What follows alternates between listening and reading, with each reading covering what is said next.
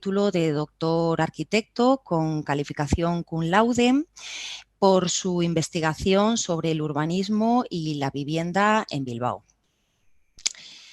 Nos acompaña también Silvia Urra, que es investigadora en Tecnalia desde hace 13 años y en la división de Building Technologies. Tiene más de 10 años de experiencia en proyectos de I+D relacionados con la construcción y el envejecimiento de la población. Fernando Zubillaga, que a lo largo de su trayectoria profesional ha trabajado en empresas industriales como el Grupo Mondragón, el Grupo EP y en la BBK, y que en la actualidad es gerente del clúster de movilidad y logística de Euskadi. Y luego se incorporará en un segundo bloque Julia Goula, que es cofundadora de Qualsari, y veremos un vídeo de ella antes en el que se presentará. Bueno, vamos a dar comienzo al bloque de movilidad sostenible. La movilidad sabemos que es la capacidad y el derecho que tenemos para desplazarnos libres y cómodamente. Es un elemento básico en la planificación y en la regeneración urbana. Factores como el aumento de la renta per cápita y la dispersión de los suelos urbanos, periurbanos y metropolitanos han venido motivando el aumento del uso del vehículo privado. Y esto, a su vez, nos ha traído pues, un aumento de la congestión y, por lo tanto, un aumento de las emisiones de gases GI y contaminación acústica. Y, por lo tanto, estamos teniendo una disminución de la calidad de vida en nuestras ciudades. Las políticas de movilidad han dejado ya de centrarse pues, en mejorar la circulación de vehículos, aumentar la eficiencia del transporte público, reducir los accidentes de tráfico o aumentar los espacios de aparcamiento. Y ahora el objetivo es la calidad de vida para mejorar la salud y el bienestar de las personas. Y además erradicar las diferencias de género que provoca la propia movilidad. Y claro, el reto lo tenemos ahora mismo en cubrir las necesidades de los usuarios, pasando por aumentar los modos de transporte sostenible. Bueno, y para abrir el debate voy a formular la primera pregunta. La movilidad es un elemento clave para garantizar la inclusión social. ¿La gestión de la oferta de movilidad podría ser la clave para que ésta sea más sostenible y universal? ¿Qué papel pensáis que juegan los modos de transporte no motorizados? Bueno, ¿quién activar quiere? Los micrófonos, eso es. Sí.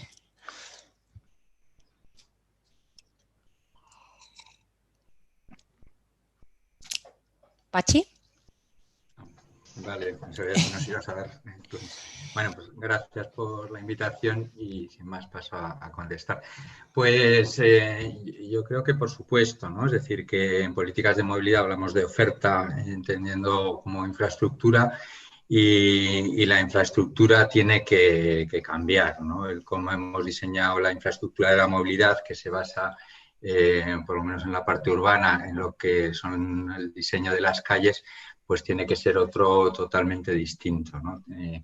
Tenemos que pasar de esa prioridad que le hemos ido dando al coche como si fuera algo natural, ¿no? A otras prioridades que creo que han estado muy bien ilustradas en las ponencias anteriores, ¿no? Y ahí, por una parte, pues tenemos que entender que la ciudad de los modos activos no es solo la ciudad central, sino que es, ¿no?, las periferias de las ciudades, y entramos en el tema de la inclusión, ¿no? Y tenemos que trabajar en el cambio de ese soporte que es la calle, ¿no?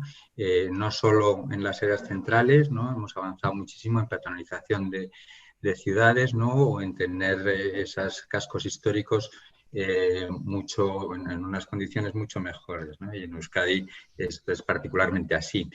pero el reto para mí es llevar esa calidad urbana al resto de la ciudad, ¿no? Y ahí también quiero hacer mención a que se trata no solo del plano horizontal, no solo de lo que hacemos, ¿no?, en la propia superficie de la calle, sino también en qué pasa con lo que hay detrás de las fachadas, cómo son esos edificios, qué usos tienen, ¿no?, y cómo hay que cambiar esa estructura de usos para acercarnos a una ciudad, diría, más paseable o más de proximidad o más inclusiva, ¿no?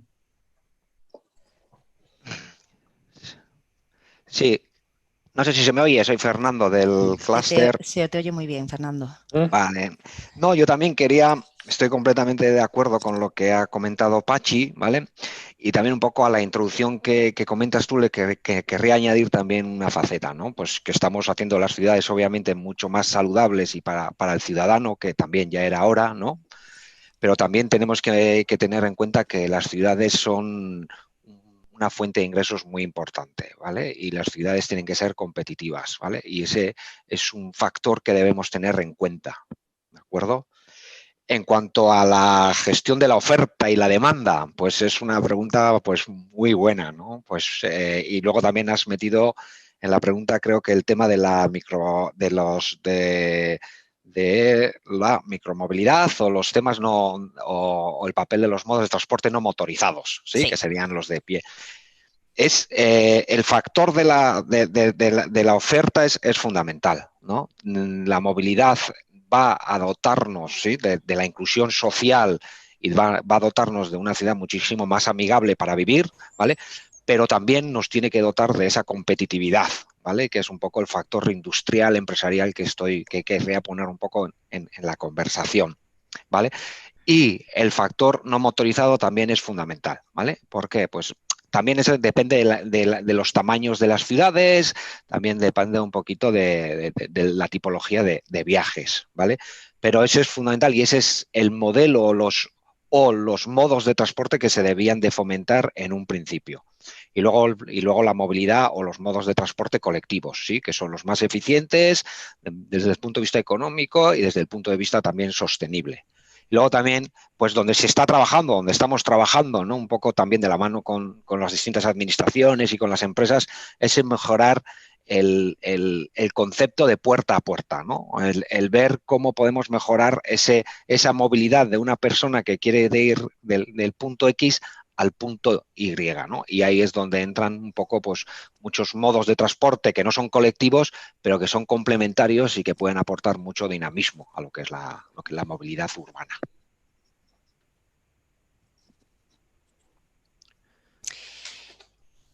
Vale, ¿alguien más quiere aportar algo a esta pregunta? Bueno, yo soy Merche. Yo aunque sé que se van a tratar los dos temas como dos bloques distintos, o como dos bloques separados, el de la movilidad sostenible y el de la ciudad accesible, sí que me parece oportuno hacer una reflexión conjunta, ¿no? Porque yo creo que precisamente de lo que hemos estado hablando un poco en toda la sesión, y el tema es la movilidad vista desde la persona, desde el peatón, los itinerarios accesibles. Entonces, cuando planificamos la ciudad y entra la movilidad en la reflexión de cómo es nuestra ciudad, pues de la misma manera tendría que estar ahí esa reflexión de cuál es la accesibilidad de nuestra ciudad.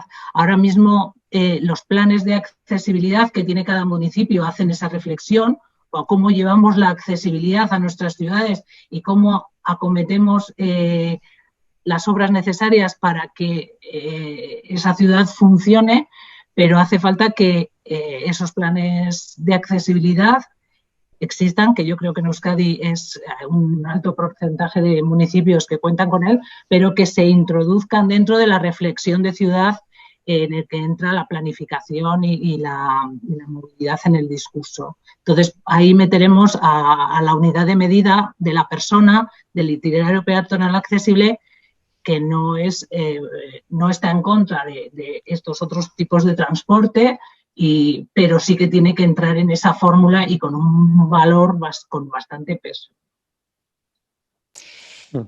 Fernando, bueno, Asier, ¿quieres decir algo?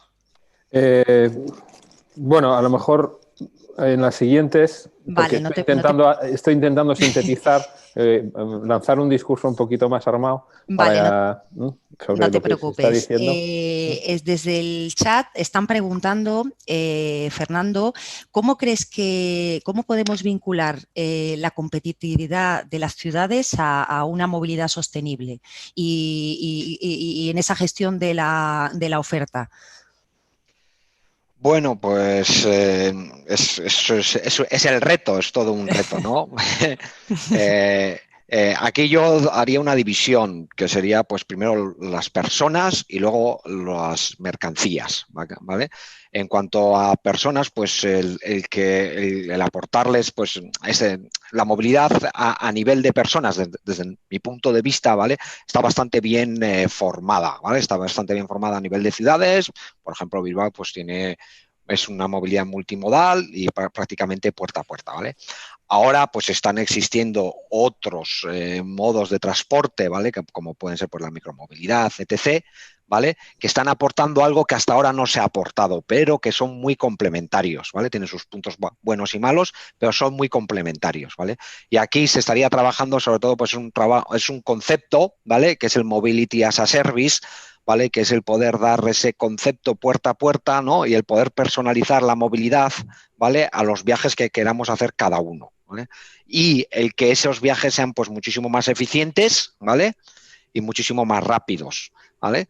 Entonces mucho el tema sería pues también un desarrollo tecnológico o aplicar las nuevas tecnologías para que la movilidad existente, siendo el troncal, la movilidad colectiva, ¿sí?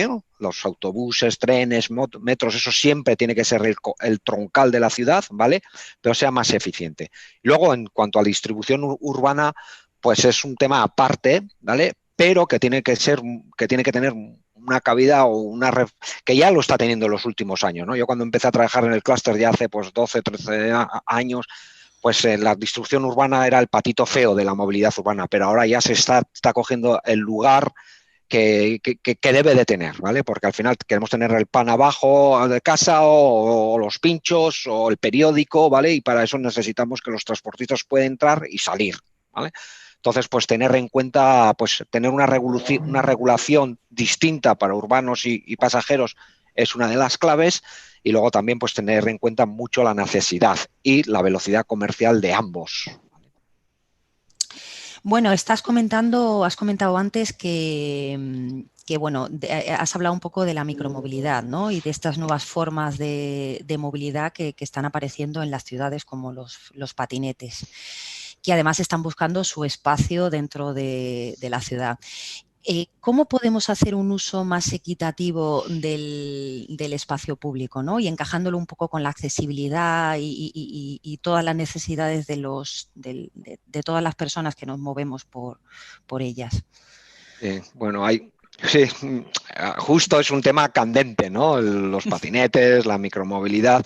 Yo ahí diría, el corazón repartido, ¿no? Pues realmente el impacto que pueden tener pues, por ejemplo, por personalizar, ¿no? En los patinetes, en la movilidad, pues sobre todo, pues quizás está teniendo un impacto mayor en los que son los trayectos que podemos hacer a pie, ¿vale? Y el trayecto a pie es el mejor, es el que menos contamina, el que más informe nos tiene y el más social, es el mejor, por mucho, el menos peligroso, tiene todas las ventajas del mundo, ¿vale? Pero también, pues el micropatinete ha venido a complementar ese concepto que me repito, ¿no? Que es el concepto de puerta a puerta, ¿no? Y en la ultimísima milla, ¿no? Donde tú puedes coger el patinete y puede ser para unos trayectos más o menos largos, etc., pues ya estamos viendo que mejora también ese concepto de viaje puerta a puerta, ¿no? Y luego, claro, pues el patinete, los coches de sharing también, que han estado muy en boga o están muy en boga, pues están haciendo, pues, digamos, un uso del suelo, ¿verdad? Público un poco, pues, digamos, desleal o un poquito, pues, que habría que empezar a mirar. Y yo ahí, sobre todo, pues lanzaría tres líneas, ¿no? O los patinetes que se dejan en cualquier sitio, ¿no? En la acera, al final, pues terminan siendo un incordio, ¿no?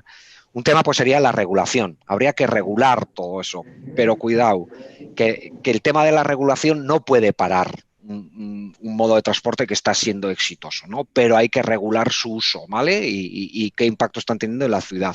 Luego la educación, cada uno de nosotros. Si yo cojo el patinete y lo dejo delante de la puerta de no sé dónde, pues no le estoy haciendo ni un favor a nadie. Déjalo, ¿no?, donde lo pueda, donde sea accesible y donde no moleste a nadie, ¿no? Luego la adecuación también, ¿no? Pues todo, pues las calles, ¿no? Un poco pues desde el punto de vista arquitectónico, entiendo que es importante pues ver todos estos modos que vienen y cómo se pueden adecuar, ¿no? Las calles, las carreteras, todos esos temas, cómo los podemos ir adecuando.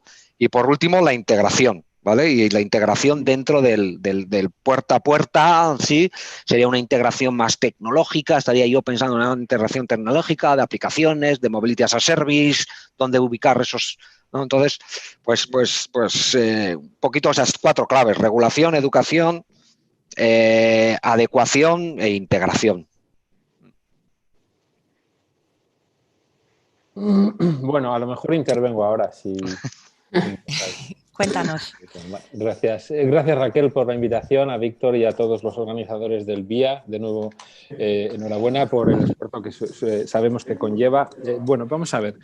Se han hablado muchas cosas muy interesantes. Yo posiblemente venga aquí a decir algo que no interesa a nadie, pero que nos hemos dado cuenta que no lo teníamos y que cuando nos lo ha quitado la crisis del COVID, el confinamiento ha aparecido como un corcho en la superficie. Se está hablando, tú, Raquel, has mencionado, de las necesidades de los usuarios y cómo podemos establecer un uso más social del espacio urbano desde el punto de vista de la movilidad. Se está hablando de la eficacia, de la rapidez del movimiento de la persona que va de casa al trabajo, del trabajo a casa, a dejar a los niños al colegio, a hacer la compra, o ser eficientes, etcétera. Se está hablando de cómo ir de X a Y lo más rápido posible. Pero se está hablando de la distinción entre mercancías y personas. Se está hablando del diseño del espacio público. Incluso en un momento dado, Mauro, al principio o al final de su intervención, hablaba de que la movilidad tenía que ver algo con lo afectivo. Yo me gustaría hablar sobre algo que yo creo que se nos ha olvidado en el paso de la sociedad preindustrial a la industrial. Una cosa que viene muy bien reflejada en uno de los libros del sociólogo Richard Sennett, titulado Carne y Piedra, que tiene que ver con por qué nos movemos y para qué nos movemos. A mí no me interesa, por supuesto, todo lo que se ha dicho, pero también me interesa que se tenga en cuenta que nos podemos mover. Y esto tiene que ver con la pregunta que le hacía hace 5 minutos, 10 minutos a Oriol. ¿Por qué la gente hemos perdido el gusto por movernos? No desplazarnos, que es diferente, sino movernos. Algo que hemos echado en falta cuando nos han confinado en las casas. Todos hemos hecho en falta salir a la calle a respirar aire, a dar una vuelta, a estar tranquilos fuera en un espacio abierto, con los niños jugando en un parque, o a ir de un sitio al otro sin necesidad de mirar el reloj. Eso para mí es importante y se está olvidando en los estudios estadísticos, que por supuesto son muy necesarios y cada vez más completos, pero se está olvidando el punto de vista que cambia el concepto de movilidad como estrategia de regeneración urbana por el de movimiento, que es diferente. Aquí me gustaría hacer una referencia a Francesco Careri, supongo que alguno o todos lo conocéis, porque en su libro Workspace, el arte como, el caminar como arte, como acto de arte estético, puede convertirse también en algo que se nos ha olvidado, que es a disfrutar del caminar. Lo cual convierte el caminar en una, como decía hace poco Fernando, en una de las políticas o capacidades más importantes para manejar beneficios como la salud, el estado físico del que camina. Ahora me estoy refiriendo a los micromovimientos, no a los macromovimientos. Por supuesto que no vamos a ir de Bilbao a Sopelana andando. No me estoy refiriendo a eso, sino que me estoy refiriendo a que si podemos elegir entre ir en patinete o ir andando de un sitio a otro, porque ir andando nos supone un beneficio estético, un placer sensorial mucho mayor que el de estar pendiente de si yendo en patinete voy o no voy más rápido o tengo uno u otro tipo de beneficios, siempre desde el punto de vista viéndolo cuantitativo y no cualitativo, entonces estaremos dando un paso adelante. En este sentido, creo que en todos estos estudios, incluso en todos estos foros, en las escuelas de arquitectura, la cosa tiene que ver también con la educación y con la cultura, que ya está implantada. Creo que la sensibilidad nórdica es mucho más avanzada en este sentido que la nuestra.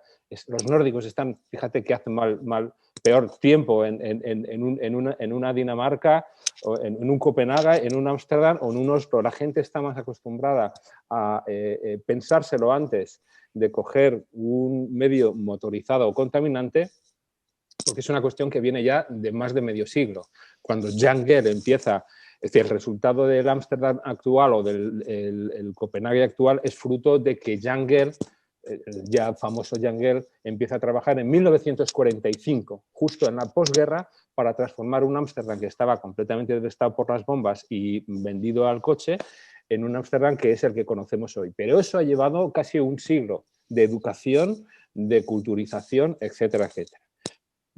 Con esto ya acabo, me refería a que en todos estos estudios sería interesante que, ahora me voy a la línea catalana, apelando a Oriol, que en todos los estudios, en todas las escuelas de arquitectura, en todos los equipos de trabajo, haya sociólogos, sociólogos, incluso artistas o filósofos que puedan entender cuánto la movilidad también tiene que incluir el concepto de movimiento y de acto de placer estético. Bueno, yo creo que con esto no me voy a alargar porque... Asier, con esto que estás comentando, los agentes que están implicados en la gestión de la movilidad han llegado a un consenso de que hay también que gestionar la demanda como forma de aumentar usos de modos de transporte más sostenibles. Y claro, y se apela a la responsabilidad individual de la ciudadanía a la hora de elegir su modo de transporte. ¿Debemos entrar a gestionar la demanda reduciendo la razón propia de los desplazamientos o en cambio tenemos que irnos a campañas de concienciación de la ciudadanía? A todo, porque es que además la estrategia no pasa, no es una, o sea, atacar la solución de este problema no puede ser disciplinar, sino que tiene que ser lo más multidisciplinar posible. Por ejemplo, todos sabemos que durante la crisis del COVID las emisiones de nitrógeno, de NO2, se redujeron un 50% en entornos metropolitanos como el de Madrid. Se ha demostrado también, y las empresas se han dado cuenta, de que el teletrabajo no total, sino parcial en casa, afecta mucho a los desplazamientos y a las necesidades o a la gestión de la movilidad. Si no trabajamos coordinando las políticas de espacio privado, de aseo doméstico, que se tiene que adaptar a cambios que van a ser revolucionarios y que ya están aquí gracias a esta pandemia, como el teletrabajo parcial, como la compra online, como el encuentro social digital, si no atacamos tampoco, como lo hacen los holandeses, la cuestión normativa y empezamos a olvidar planes generales en los que o normas subsidiarias en las que se obligue a construir una plaza de aparcamiento por vivienda, cosa que en Ámsterdam en la actualidad están, todos los barrios de nueva creación en Ámsterdam tienen un ratio de plazas de aparcamiento de cero, o en el mejor de los casos de 0,5 por vivienda. No lo necesitan.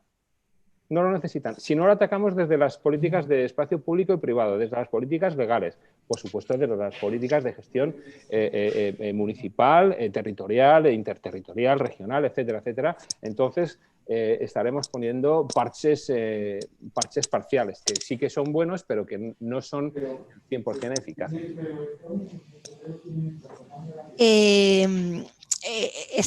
Estamos toda la mañana comentando también un poco la crisis del COVID, ¿no? Y cómo se han venido cambiando un poco la movilidad en nuestras ciudades y propia, ¿no? ¿Qué impacto creéis que está teniendo esta crisis? ¿Tendrá una repercusión a futuro en la ordenación y en la gestión de las ciudades? ¿Tendremos que reducir los desplazamientos de personas y mercancías? ¿Pensáis que se podrán reequilibrar los espacios en la trama urbana?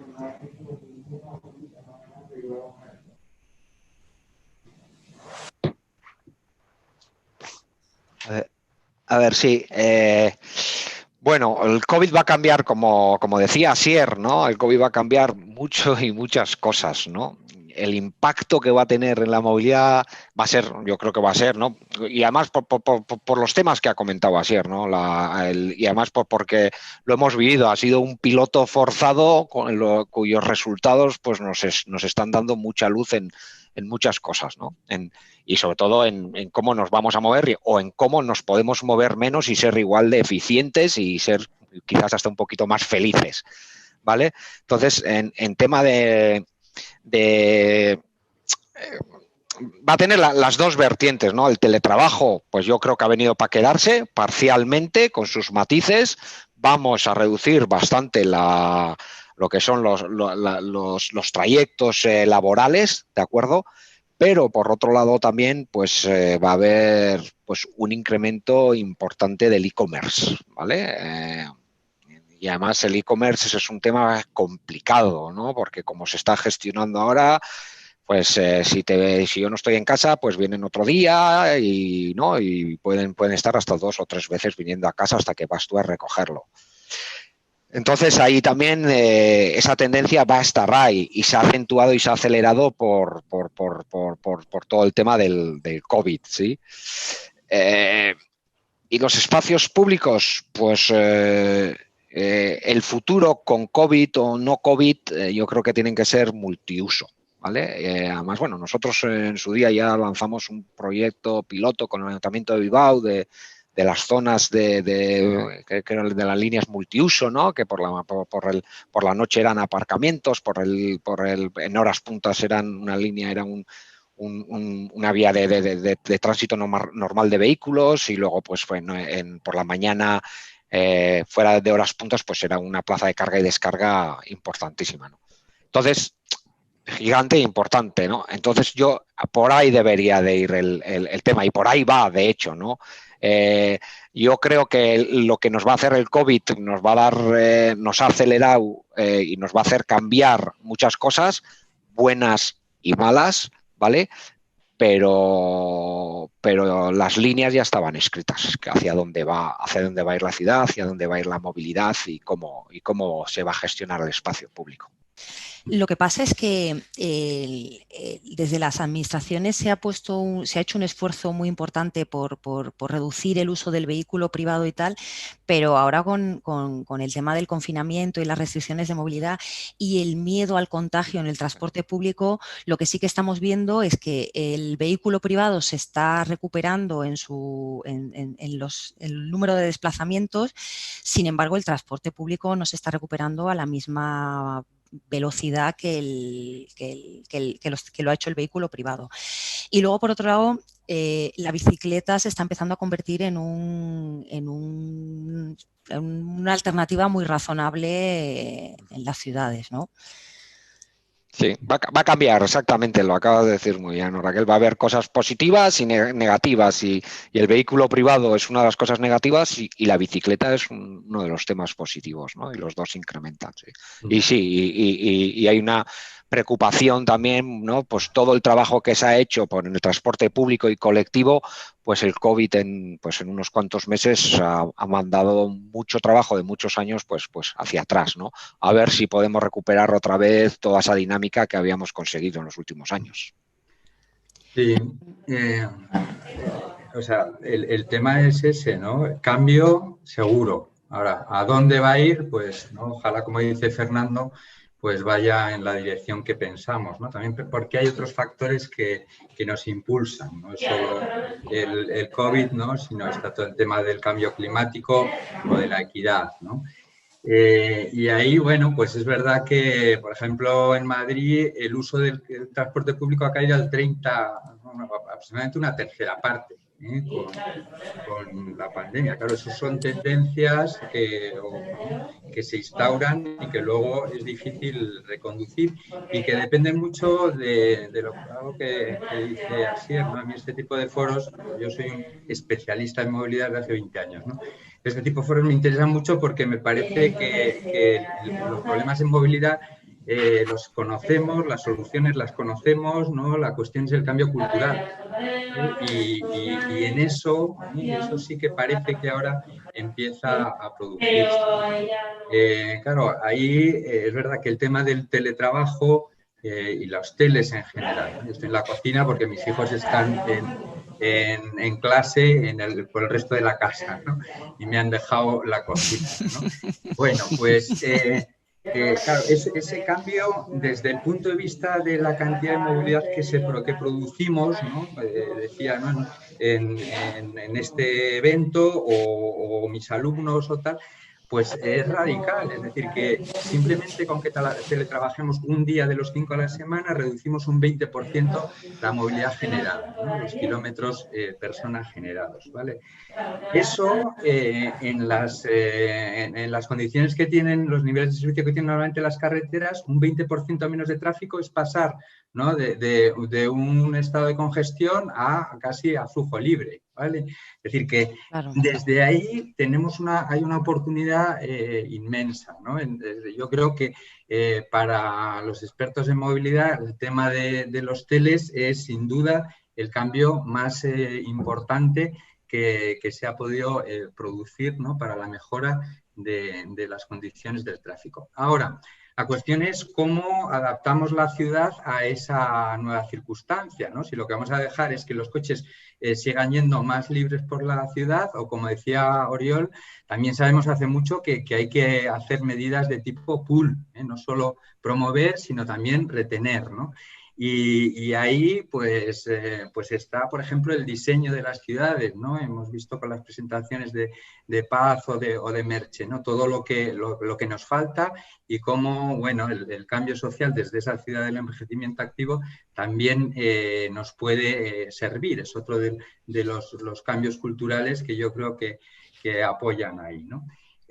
Bueno, yo creo que lo que ha despertado la pandemia desde el punto de vista de las teles es esta idea de la sociedad red, ¿no? que avanzó nuestro ministro de Cultura, ¿no? en los años 90, la importancia de lo local. Lo local se está convirtiendo, es curioso, ¿no? Porque a la vez que toma importancia la red virtual, toma importancia lo local, y esa es otra de las oportunidades a las que creo que tenemos que engancharnos para conseguir ese cambio cultural. Es decir, la proximidad de la residencia, de la vivienda, ya no es solo el espacio de origen o el espacio dormitorio, sino que tiene que ser ese espacio rico y variado que se decía en la ciudad paseable o en la ciudad de 15 minutos, ¿no?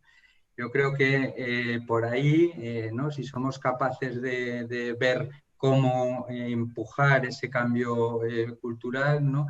Los cambios de la pandemia pueden ser para bien, como decía Fernando, ¿no? Vale, pues son la 1:10. Me han dicho que teníamos que dar paso al vídeo que se llama Es remodelación Plaza Baró de Euskaltzain, y pasamos al vídeo.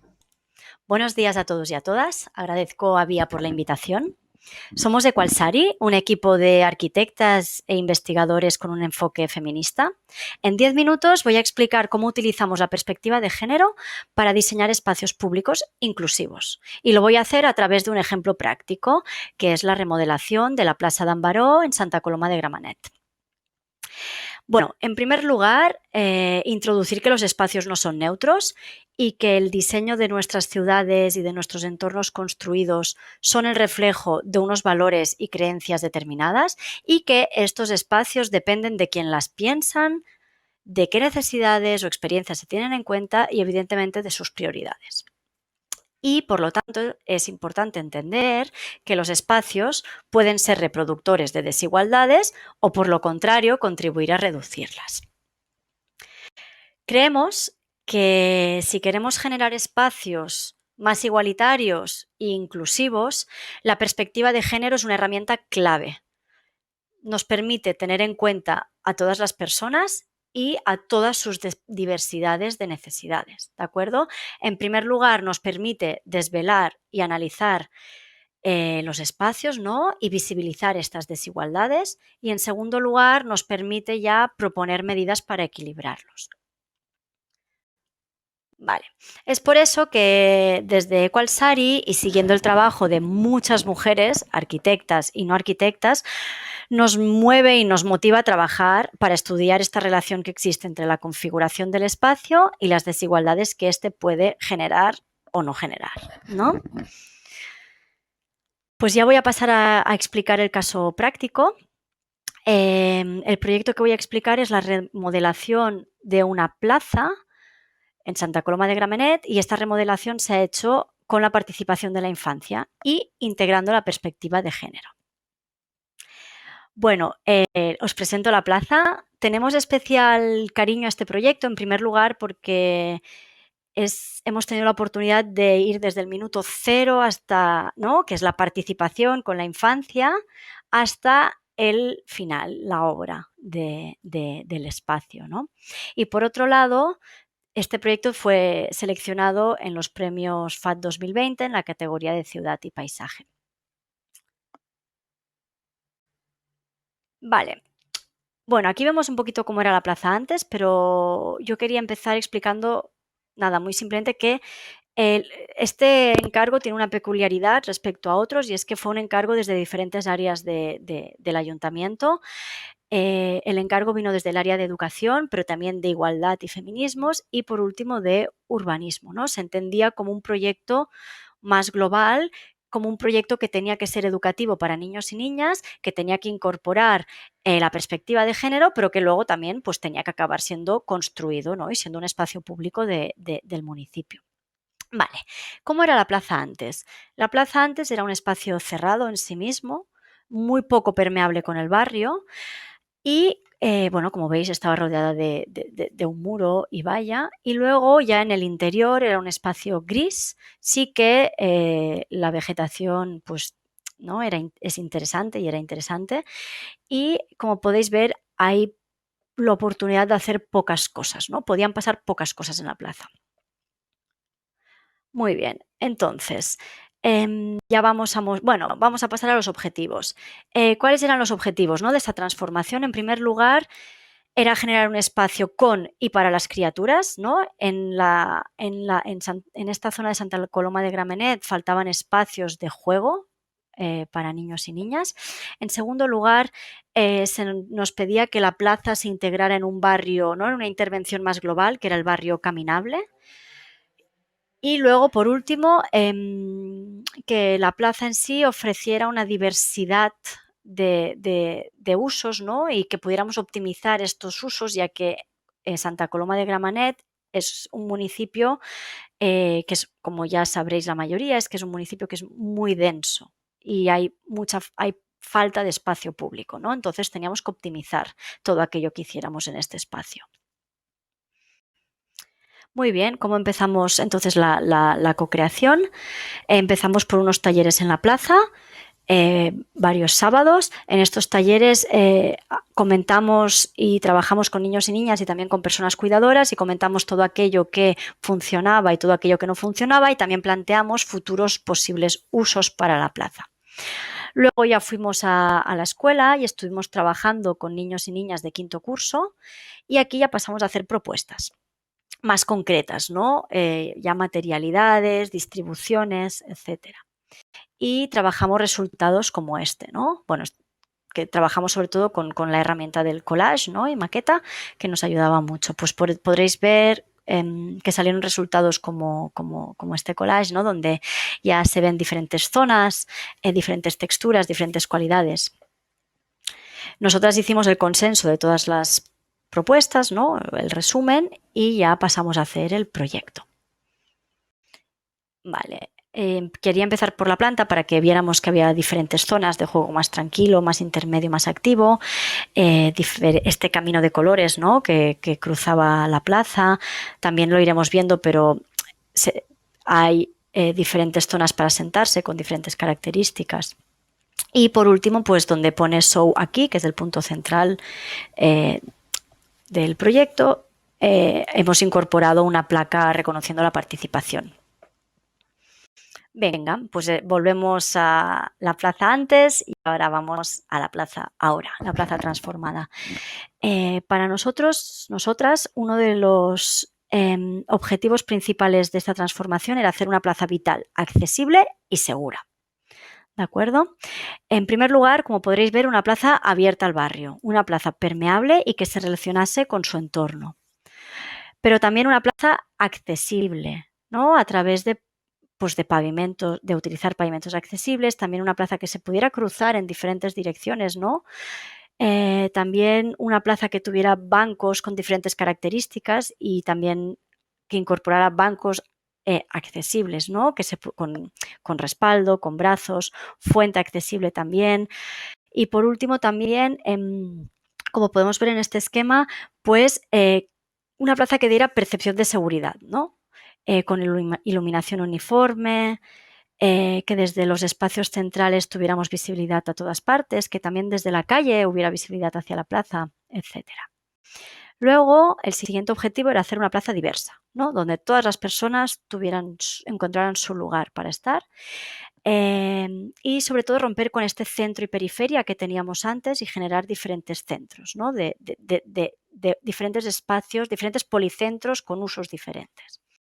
Aquí vemos arriba a la izquierda el espacio que le llamamos multifuncional o multideporte, ¿no?, con pavimento duro que permite patinar, bailar, saltar, pelota, etcétera.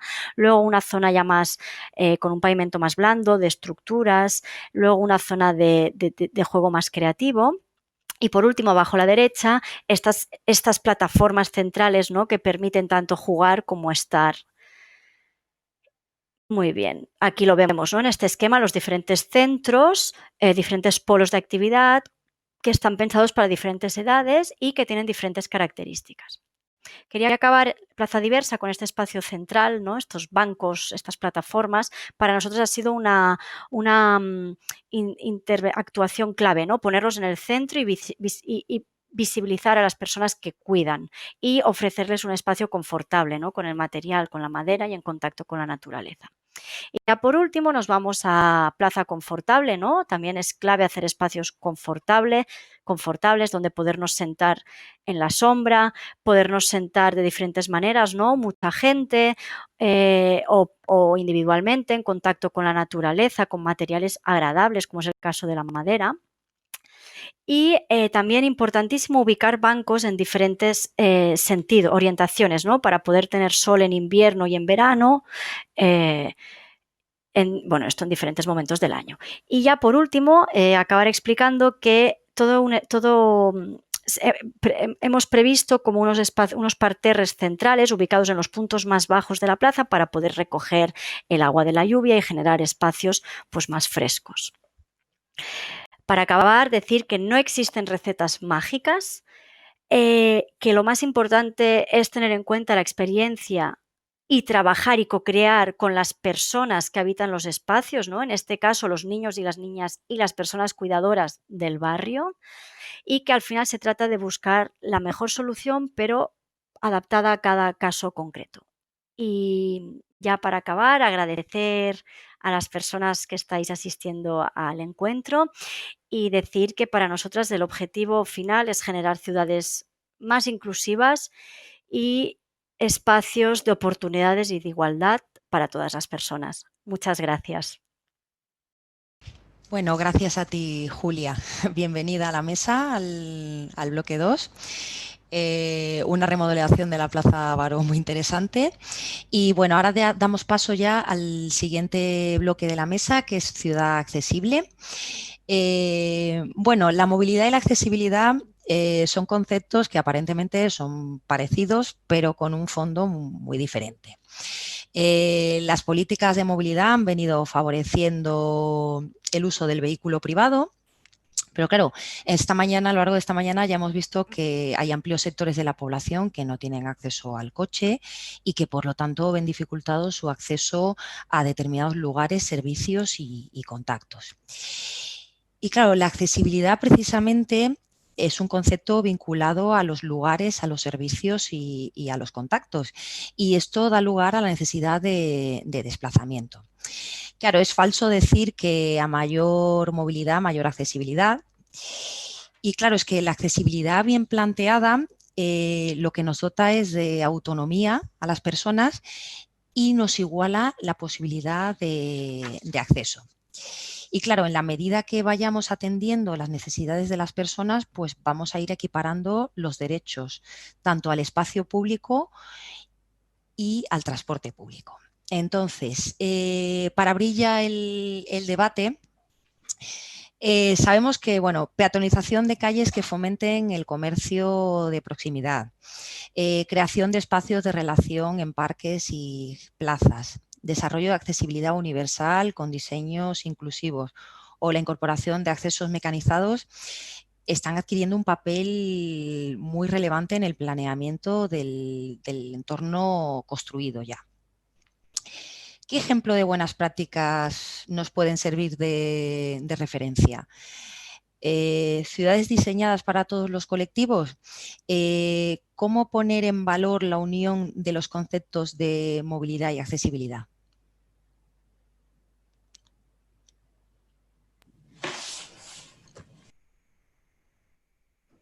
¿Os animáis?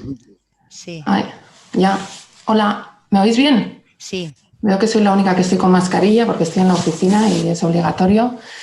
Bueno, me voy a estrenar yo, ya que en la parte anterior no he hablado, aunque sí me quedo con ganas de decir que va un poco vinculado a esto también, que cuando hablamos de movilidad peatonal, por ejemplo, yo creo que también las ciudades han tenido una prueba de fuego en todo el tema del COVID, ¿no? Por ejemplo, ahora últimamente en Bilbao, que los bares también están cerrados, con lo cual nuestros espacios de ocio se han limitado mucho. Pasear por Bilbao era un deporte de riesgo realmente, no sé si alguno se ha pasado, por la cantidad de gente que estábamos ocupando el espacio público para pasear precisamente, ¿no? Igual tendríamos que replantear también si las ciudades estarían preparadas para un nuevo escenario de gente paseando. Pero bueno, volviendo al tema de la accesibilidad y la movilidad, efectivamente, moverse es una de las dimensiones de la accesibilidad, ¿no? Acceder, circular, poder utilizar los espacios y poder comunicarse. Entonces, si no hay movilidad, pues la accesibilidad, como ha comentado antes Merche, pues la cadena de la accesibilidad se rompe. O sea, tú debes poder salir de tu casa a tu edificio, de tu edificio a tu barrio, y de tu barrio debes poder acceder a otros servicios, a otros lugares, a ocio, a lo que te dé la gana. Y a veces la única forma de hacerlo es a través del transporte, sea público o privado, porque igual la distancia no te permite ir andando. Entonces, de cara al transporte público, bueno, el tema del coche está claro, hay gente que no tiene acceso al coche, pero el transporte público muchas veces tampoco está adaptado o no es accesible, por lo menos no desde el concepto de accesibilidad universal. Se ha avanzado mucho en el tema de hacer que, por ejemplo, los autobuses sean accesibles para usuarios en silla de ruedas, básicamente la accesibilidad física, ¿no? Que cualquier persona con cierta movilidad reducida pueda acceder a un autobús, incluso pueda entrar desde la parada del autobús, etcétera. Pero muchas veces se dejan fuera otro tipo de necesidades de las personas con discapacidad. Hay distintos ejemplos que sí que lo están teniendo en cuenta. Por ejemplo, en Málaga sí que la red de autobuses municipales están incorporando tema de pictogramas para facilitar la comprensión y tema de braille y señales también, tema para personas con problemas de audición. Pero en general yo creo que ahí todavía hay como mucho que hacer. Y luego otra cosa que también me suele llamar la atención es que ahora en todos estos nodos intermodales que hay, ¿no? Que hay metro, autobús, tranvía que puedes acceder, no sé si os ha pasado a vosotros, pero es que a mí a veces me cuesta orientarme. O sea, realmente hay veces que vas a sitios en los que te cuesta mucho saber hacia dónde tienes que ir. Y yo creo que muchas veces nos dejamos fuera colectivos con problemas, con una discapacidad psíquica o personas mayores que ven limitada su capacidad de comprensión, que realmente sería imposible pensar que puedan ser autónomos o puedan tener una experiencia totalmente accesible en esos espacios, ¿no? Entonces, bueno, lo dejo un poco ahí, refiriéndome un poco más al tema de la movilidad. Y a mí también me gustaría aportar algo, incorporar una reflexión, y es que cuando hablamos de ciudad accesible, o sea, la ciudad no la hace solo la movilidad o las decisiones que se tomen en cuanto a cómo va a ser, cómo se va a priorizar la conexión y la movilidad, sino que la ciudad la hacen todos sus servicios. El turismo, cómo está planteado el turismo, cómo está planteada la sanidad, cómo está planteada el ocio, la cultura, o sea, cómo hemos diseñado todos esos ámbitos es lo que hace una ciudad. Y si en el estudio de esos ámbitos hemos tenido en cuenta la accesibilidad, es cuando conseguiremos de verdad una ciudad accesible. Y por eso la movilidad, como decía antes Silvia, es una parte de la accesibilidad, o sea, la movilidad dentro de la accesibilidad. Como buenas prácticas, que es lo que decías, va habiendo muchas, porque trabajar sobre accesibilidad en la ciudad se lleva trabajando mucho tiempo. Y ahí me gustaría comentaros el premio a la ciudad accesible que se emite desde la Unión Europea, que es una convocatoria que sí que es para ciudades de más de 50.000 habitantes, pero que sí puede, que igual deja fuera a muchos de nuestras ciudades dentro de Euskadi, pero que sí que nos puede servir de ejemplo, porque son ciudades que para obtener su premio han sido analizadas por personas con discapacidad y con muchas entidades y muchas asociaciones de personas implicadas lo han analizado y han pensado que es una buena práctica. Son unos premios que llevan dándose 10 años. En representación española a nivel de premios solo tenemos la de Ávila en el 2011, no hay más, pero sí que se puede consultar en la web, y lo que sí que el hilo conductor de todos ellos es que todas ellas a nivel global han decidido hacer una planificación de todos esos servicios. O sea, no son cosas que van surgiendo, sino que hay que atarlas y pensarlas de manera global. Para mí, por eso, la planificación, o como plan, que es lo que mueve también el plan de acción que antes os he comentado a nivel de Euskadi, es que es importante que para que eso llegue a ejecutarse haya una planificación, una orientación. Concretamente con Tecnalia, con Silvia como participante, desde Gobierno se está intentando crear un proyecto piloto para que tomar un municipio como puede ser Eibar y plantear hasta cómo podemos llegar a analizar, o sea, que sirva de laboratorio de accesibilidad y cómo poder hacer que ese, como ejemplo de proyecto piloto, pueda ser replicable a otras, cómo conseguir que la ciudad esté pensada desde la accesibilidad en todos sus ámbitos, no únicamente en el concreto de la movilidad, que bueno, sí que es el que nos ha juntado aquí, pero el concepto es importante entenderlo desde todas esas vertientes. Hola, me gustaría, encantada, me gustaría como seguir el hilo de lo que decían ahora las compañeras, en concreto Silvia, y yo creo que es muy importante entender la accesibilidad en un sentido muy amplio, ¿no?, de la palabra, y que va muy ligada a la autonomía, que la autonomía al final es la capacidad de ser autónomos y autónomas en el espacio público, y que es verdad que por cómo están montadas nuestras ciudades, hay muchos momentos de nuestra vida en los que aún no podemos ser autónomos y autónomas en el espacio público, ¿no? Que es cuando somos, pues, el momento de la infancia, en determinados momentos, pues sobre todo cuando ya quizá nos hacemos más mayores, cuando nuestra movilidad pues se complica, o ciertas personas que tienen diversidad cognitiva, pues las ciudades no están preparadas, ¿no?, para que estas personas puedan ser autónomas. Entonces, esto también va muy, pues claro, es que va muy ligado con un montón de temas, ¿no?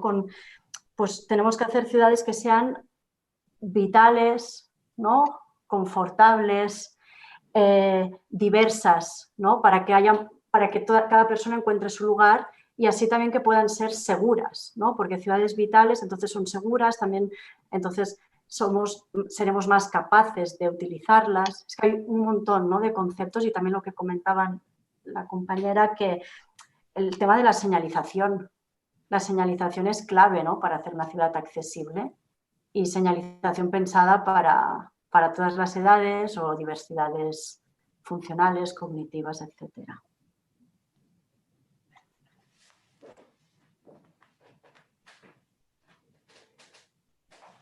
Gracias, Julia. Sí, sí. Yo solamente quería apoyar todo lo que se ha dicho y además simplemente poner el foco en el papel que la tecnología, que las aplicaciones digitales van a jugar en los próximos años. Me parece que todos tenemos instalados en el iPhone el Waze. Sí, no tenemos. Bueno, pues yo recomiendo el Waze porque cuando vas en coche, el Google Maps no te informa de todas las cosas que te informa el Waze. Si hay un radar, si tienes que ir a 30, si hay un peligro, si ya no lo hay, etcétera, etcétera. Bueno, mi abuela no tiene un iPhone, pero los niños cada vez van o sea, la siguiente generación va a ser una generación radicalmente digital. Y las aplicaciones están demostrando que son muy buenas y que son muy buenas en la accesibilidad a los distintos usos que hacemos del espacio, bien sea a través de un coche que se desplaza o bien sea a través de una aplicación que nos dice dónde está un determinado lugar al que queremos ir. Todos, además, estamos cada vez más habitual ir caminando por la calle viendo a gente que en vez de mirar al cielo va mirando a la pantalla. En ese sentido, el apostar, y yo creo que está aquí y cada vez va a ser, o sea, más inevitable, el apostar por la accesibilidad digital en el espacio urbano como una de las claves para facilitarlo, o sea, para mejorar esta cohesión social y este acceso democrático al uso del espacio urbano es fundamental. Es fundamental. Bueno, simplemente quería decir eso. No se te oye, Fernando. Fernando, no se te oye. Perdonar, yo solo aprovecho también ahí porque para ratificar lo que dice Asier, ¿no?, que la digitalización y las nuevas tecnologías van a ser temas muy importantes en el futuro, ¿no?, ya que van a darnos unas soluciones pues con muchísimo detalle y casi personalizadas, ¿sí?, a nuestras necesidades. También comentar desde el transporte público que se ha trabajado un montón en accesibilidad, ¿no?, y se ha avanzado muchísimo, pero también hay muchísimo que hacer y en cosas muy sencillas como la señalización que comentaban antes, ¿no? Pues la homogenización de la señalización, hay muchas señales, pero muchas veces las señales son distintas, ¿no? Entonces, pues cositas que podemos hacer de una manera muy sencilla y en cual pues la regulación y la voluntad también por hacer esa homogeneización nos va a ayudar muchísimo, ¿no? Y luego también pues comentar, ¿no?, que la accesibilidad es complicada, por poner un ejemplo, ¿no? Pues los autobuses ya tienen unas áreas para personas que puedan ir en sillas de ruedas o para cochecitos, ¿no?, para los tachos que van con cochecitos, etc. ¿Qué es lo que ocurre ahora? Pues que hay muchísimas más personas que van en sillas de ruedas y hay pues muchísimos más, afortunadamente muchísimos más cochecitos, ¿no? Hay tachos y amachos con cochecitos de niños, ¿no? Pues uno de los problemas es que no hay suficiente sitio, ¿no? Muchas veces igual nos toca esperar al primer autobús, al segundo o al tercero, ¿vale? Y entonces ya empezamos a resoplar un poquito, ¿no?, con cargaos ya y eso, pues, por ejemplo, digitalmente podría ser una solución, ¿no? Si digitalmente podríamos identificar que los siguientes 2 autobuses van a estar ocupados, pues podemos dar la señal, ¿no? Y ya pues nos buscamos la vida o hasta dar una alternativa, ¿no?, por poner un ejemplo. ¿Sí? O sea, la accesibilidad va a ser un constante trabajo para mejorar, ¿no?, la movilidad y para darle a nuestras verdaderas necesidades. Yo quería introducir el tema de las redes de accesibilidad, o reforzarlo, ¿no?, porque ha salido. Pero me parece, bueno, ¿no?, felicitar a Julia por el proyecto, ¿no?, porque, bueno, el resultado está ahí, pero el proceso, ¿no?, yo tenía alguna vez la oportunidad de trabajar con niños y bueno, lo que aportan, ¿no?, es un disfrute, es algo yo creo que aconsejar a todo el mundo, ¿no? Pero bueno, esa plaza que está ahí, decía Julia, claro, ¿cuáles son los itinerarios caminables que llegan hasta ahí? ¿Cómo eso se conecta con sus domicilios o se conecta con las escuelas, etcétera, ¿no? Y bueno, ¿no? Ahí entra también el tema de la planificación del que hablaba Mercedes, ¿no? Y me parece que la planificación de accesibilidad universal, pues, ¿no? Decía Mercedes, muchos, ¿no? Una gran mayoría de los municipios en Euskadi tienen planes, el tema es por qué no se hacen, ¿no? Y ahí yo creo que entender esos premios de accesibilidad, o esas ciudades premio europeo de accesibilidad universal y entender cómo lo han hecho, ¿no? A mí eso es un tema que personalmente me interesa muchísimo, ¿no? Nosotros desde la Ciudad Paseable lo que hemos propuesto es, ¿no? Volviendo al tema de la oferta de la primera parte, ¿no? Hemos propuesto redes de itinerarios peatonales principales para todas las ciudades, ¿eh? Eso está en la instrucción del diseño de la vía pública del año 2000 del Ayuntamiento de Madrid, red de itinerario peatonal principal, ¿eh? ¿Por qué? Porque, decía antes en la primera parte, hay que llevar esa calidad y esa accesibilidad a todas las partes de la ciudad y hay que conectarlas, ¿eh? Y hay que hacer espacios lineales, espacios públicos lineales, porque las calles, recordemos, son espacios públicos lineales, no son vías o viarios simplemente, ¿no? Hay que hacer esos espacios públicos lineales multifuncionales, ¿no? Que acojan itinerarios pues instrumentales de diario, de ir a la escuela, de ir al trabajo, de ir al metro, pero también los itinerarios de ocio que permitan paseos, ¿no? Ahora en los jardines de los adosados o en los patios comunitarios de la vivienda colectiva se pueden hacer muchas actividades en el aire libre, ¿no? Pero hay cosas como es pasear, ¿no? Sacar al perro, correr, tal, eso no se puede hacer, ¿no? Entonces vamos a hacer que nuestras ciudades acojan esas, ¿no? Den cabida a esas actividades, ¿no? A través de redes interconectadas, ¿no? Y ahí también podemos conectar con el tema de las green streets, con las calles verdes famosas, ¿no? Y las redes de calles verdes y con la infraestructura verde, ¿eh? Es decir, tenemos un montón de hilos para tejer una red de itinerarios peatonales principales.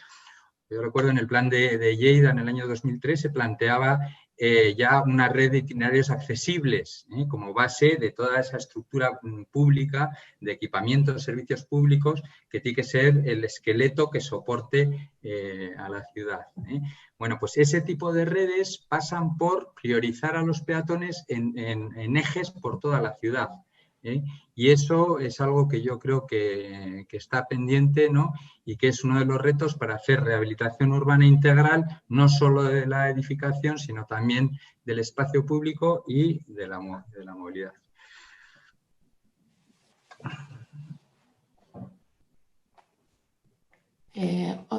Raquel, no sé si vas a... No, ¿sí? Adelante.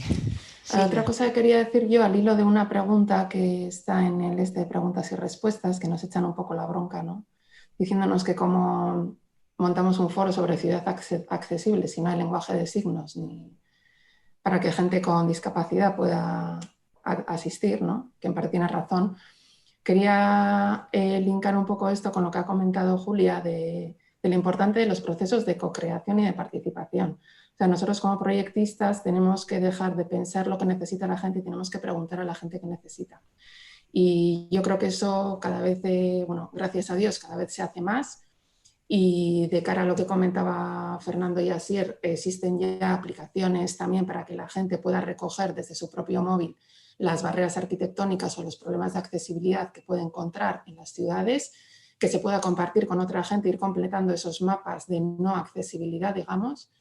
Y por ejemplo, nosotros ahora desde Tecnalia vamos a participar en un proyecto que es sobre cómo incorporar a las personas mayores en los procesos de planificación urbana, y el principio del proyecto pasa de una co-creación con colectivo de personas mayores para identificar cuáles son sus necesidades, que un poco también es la base de la que parte la red de ciudades amigables que ha comentado antes Paz a primera hora, ¿no? Que son procesos participativos en los que el colectivo, digamos, para el que se está, entre comillas, digo, diseñando, es quien identifica y hace el diagnóstico de qué es lo que necesita, qué es lo que echa en falta y cuáles son los problemas que encuentra, ¿no? Entonces yo creo que la base, cuando hablamos de ciudad accesible, por lo menos de la que hay que empezar, es de involucrar sobre todo a todos los agentes que intervienen, que somos todos nosotros, pero por supuesto los primeros son las personas que encuentran los problemas o las barreras en la ciudad.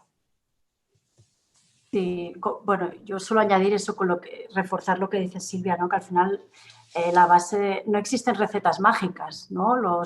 Al final es pensar espacios con las personas que los habitan y es muy importante que en esta participación realmente se recoja la diversidad de opiniones, ¿no? Que yo creo que es el reto que tenemos a partir de ahora. Pienso que la participación y la co-creación ya se está incorporando, ¿no? Como una práctica habitual, País Vasco, Cataluña, Madrid, seguro que es lo que conozco, pero ahora el reto es cómo hacemos que esta participación sea lo más diversa posible y lo más real posible. Gracias. Tengo aquí una pregunta del chat. ¿Cómo se trasladan las buenas prácticas y el diseño accesible al día a día? Por ejemplo, aunque los autobuses en principio son accesibles para sillas de ruedas, habla que los conductores de Bizkaibus tienen prohibido ofrecer la plataforma a otros usuarios, como puedan ser personas mayores o cuidadores con carritos de niños.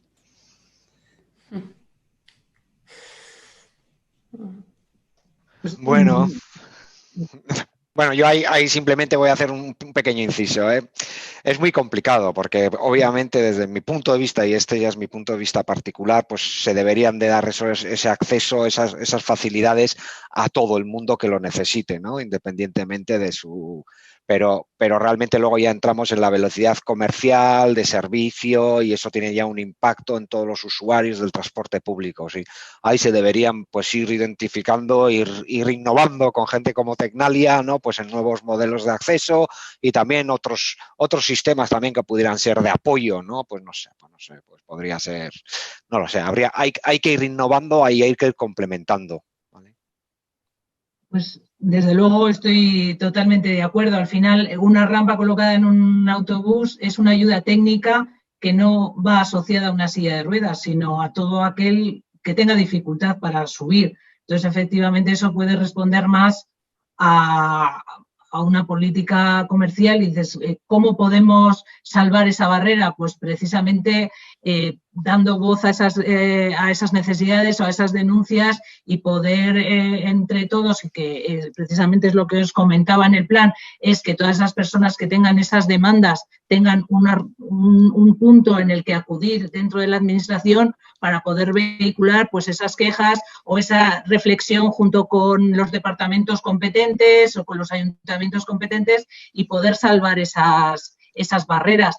Es más, también mencionar que muchas veces no son solo denuncias, o sea que a lo mejor son vivencias que tienen y, por ejemplo, mencionar asociaciones o agrupaciones como puede ser cambiadores inclusivos, personas que han detectado que hay personas con una determinada situación que sufren una gran discapacidad y que pueden asistir a eventos o a sitios públicos, pero no tienen un espacio en el que poder usar un aseo con una cierta asistencia. No está en la normativa, pero ellos han encontrado esa necesidad y se trata pues de darles voz e intentar pues incorporarlo a la reflexión o a los ámbitos que se dedican a revisar normativa o a mejorarla o a ayudar a hacer un criterio de interpretación más amplio, ¿no?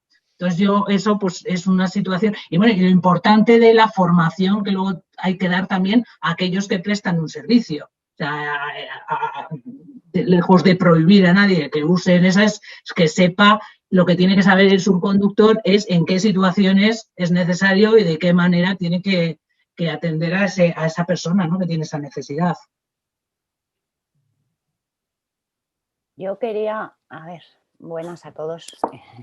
Yo quería añadir una cosa que creo que es muy relevante. Creo que nadie puede reclamar lo que desconoce.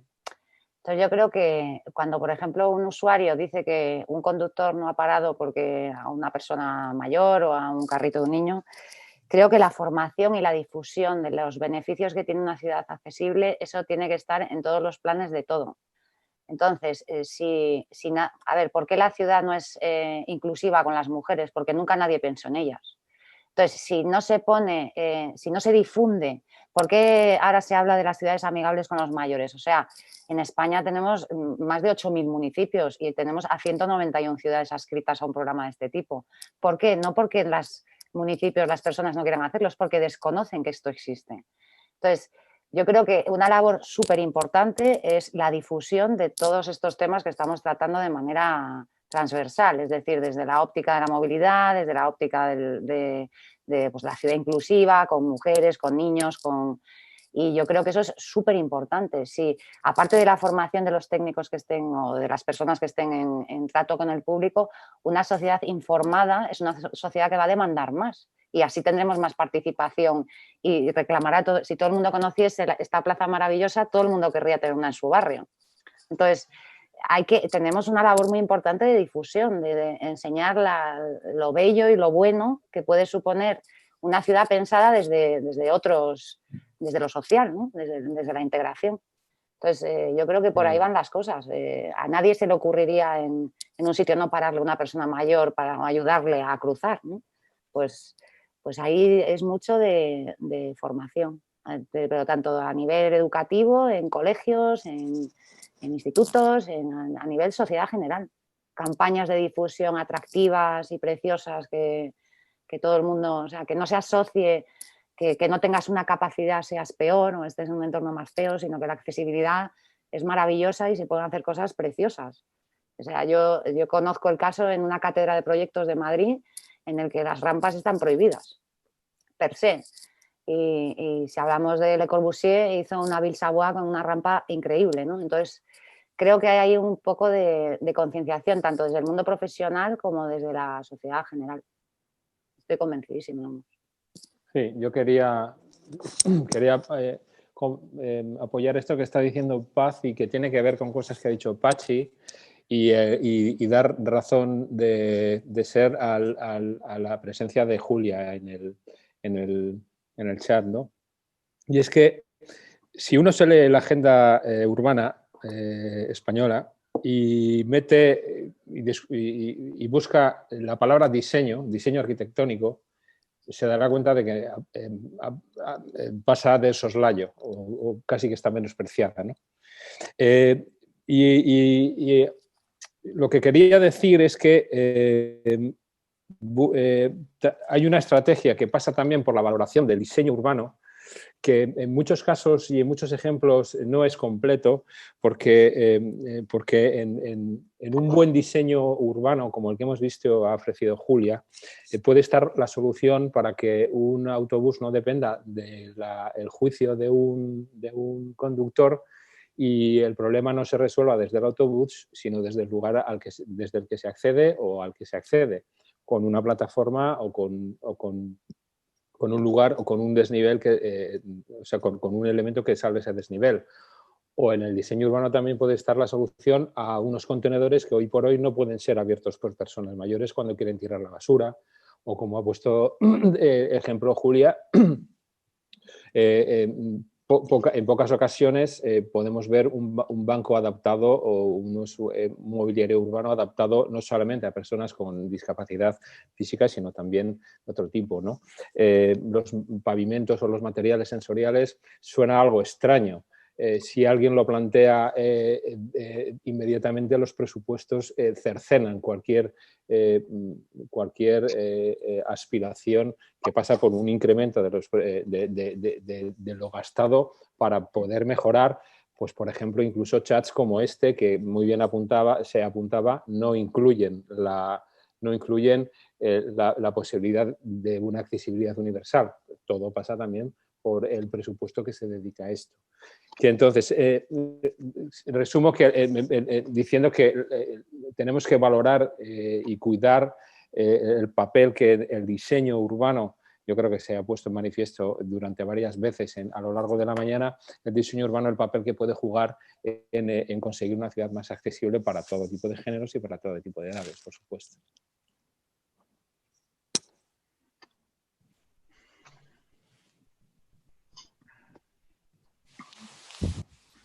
Vale, gracias, Asier. Yo quería haceros una pregunta porque estamos hablando un poco esta mañana hemos hablado también un poco de la participación ciudadana, ¿no?, que ha apuntado Julia.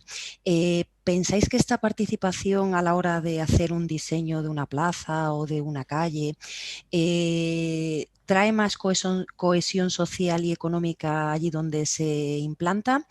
¿Y cómo afectaría esto, bueno, pues a la población de mayores que ahora mismo la tenemos en aumento?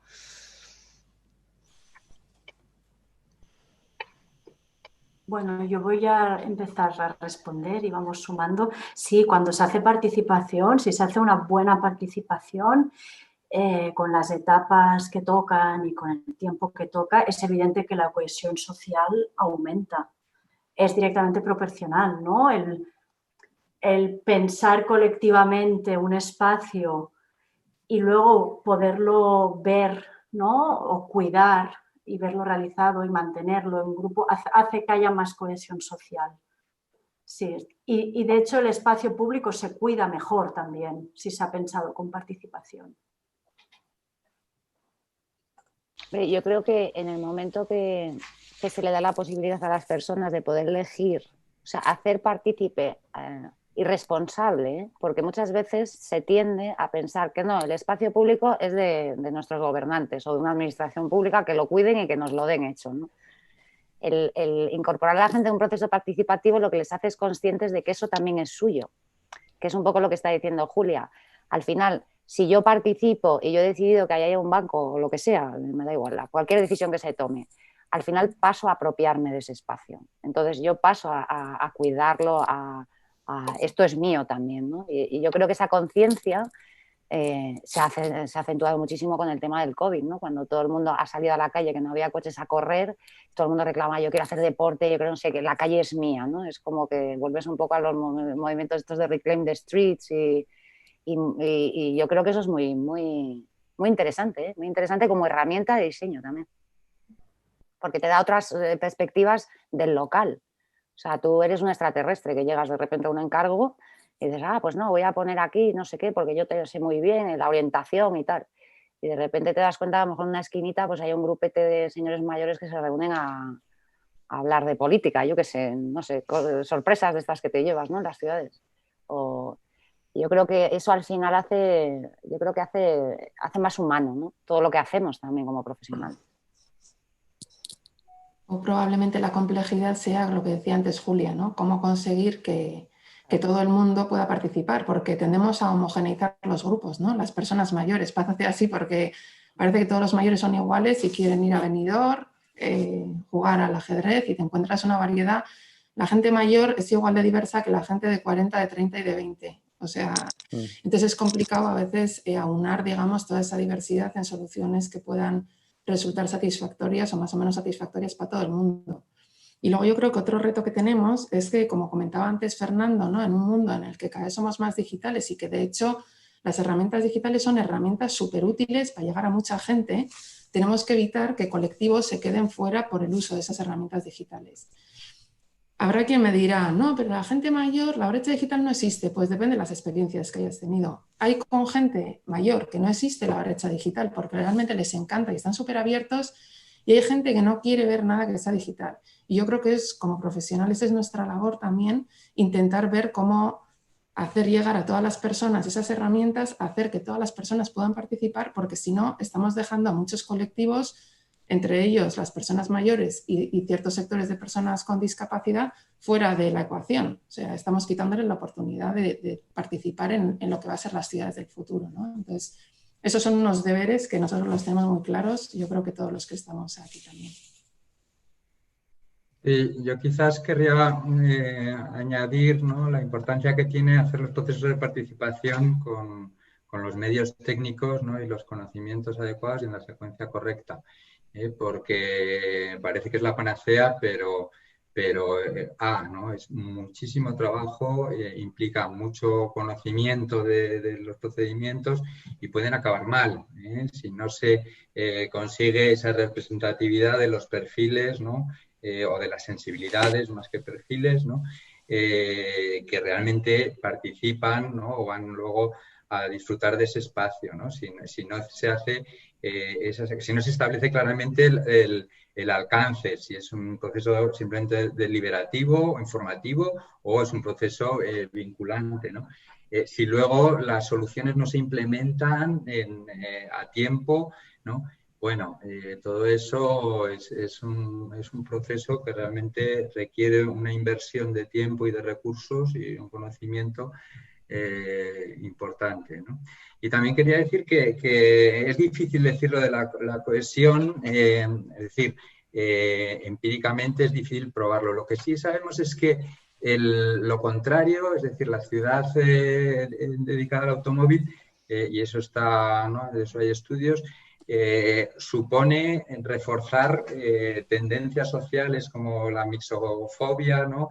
Como el individualismo, como hablaba Mauro del tema de la agitación, ¿no? Como la velocidad, la agitación, el coche, al final, lo que representa el coche, y más que el coche, yo prefiero decir el uso indiscriminado del automóvil con un solo ocupante, ¿no? Ese es el problema del coche, no el coche en sí, pero eso realmente tiene detrás todo no tiene detrás, fomenta unos ciertos valores que tienden a la disgregación social, procesos muy difíciles de comprobar, por cierto. Bueno, me están diciendo que vaya cerrando ya, que ya es tarde, llevamos ya toda la mañana debatiendo, la mesa redonda ha sido muy interesante, está claro que tenemos un camino por delante importante pues, para mejorar la calidad de vida en nuestras ciudades y en nuestros entornos.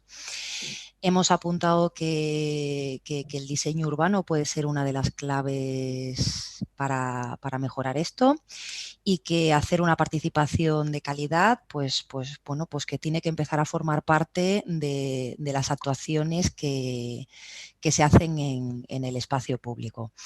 Así que, bueno, pues ya solo me resta agradeceros vuestra participación en el foro y ya está. Sí, Raquel, quería apuntar desde las nubes que estamos hablando, que hemos lanzado una votación. Vamos a dar un par de minutos para que los asistentes que todavía quedan puedan valorar y tener, por lo tanto, el equipo motor del VIA 2020 el feedback correspondiente. Y nada, agradecer la asistencia a todos y la paciencia. Eskerrik asko. Nada, eskerrik asko, bai. Placer.